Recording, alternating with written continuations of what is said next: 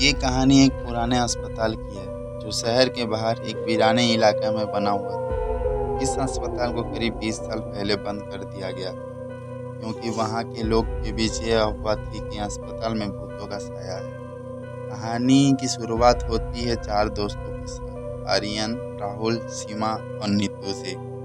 ये सभी युवा थे और साहसिक कारनामा करने के शौकीन थे। एक दिन उन्होंने अस्पताल के भूत के बारे में सुना और वहां जाने का फैसला किया।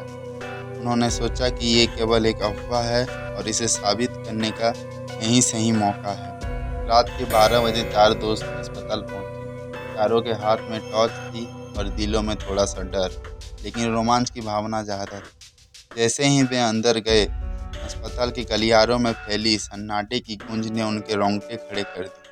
जगह जगह टूटी खिड़कियां, जंग लगे बेड और दीवारों पर अजीबोगरीब निशान माहौल को और डरावना बना रहे थे। जैसे ही वे मुख्य हॉल में पहुंचे, सीमा ने फुसफुसाते हुए कहा, मुझे लग रहा है कि हमें वापस चला जाना चाहिए, ये जगह अजीब लग रही है।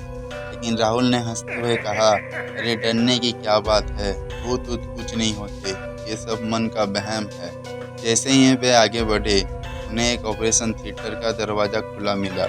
अंदर दाखिल होते ही उनको एक ठंडी सी हल्की हवा का झोंका महसूस हुआ। वहाँ सब कुछ बिखरा हुआ था।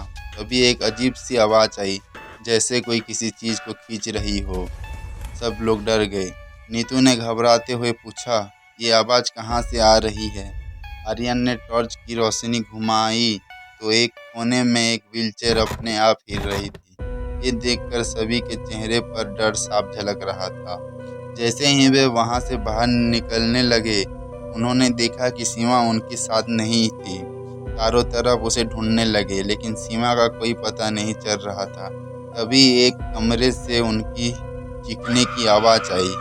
जब वे कमरे में पहुंचे तो सीमा जमीन पर बैठी काँप रही थी। उसने कहा, यहाँ एक औरत थी सफ़ेद साड़ी में, उसकी आंखें लाल थी और वो मुझे घूर रही थी। ये सुनते ही सभी डर गए और अस्पताल से बाहर भागने लगे।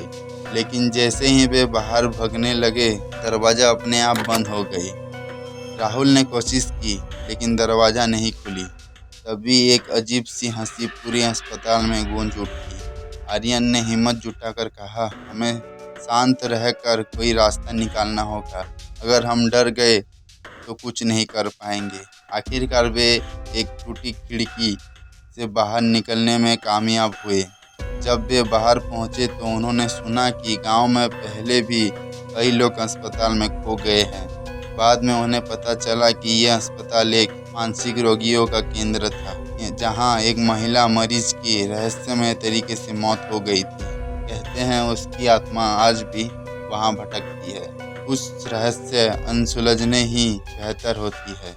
बेवजह जोखिम उठाने से बचे, क्योंकि हर जगह रोमांच नहीं, डरावनी भी सच्चाई हो सकती है।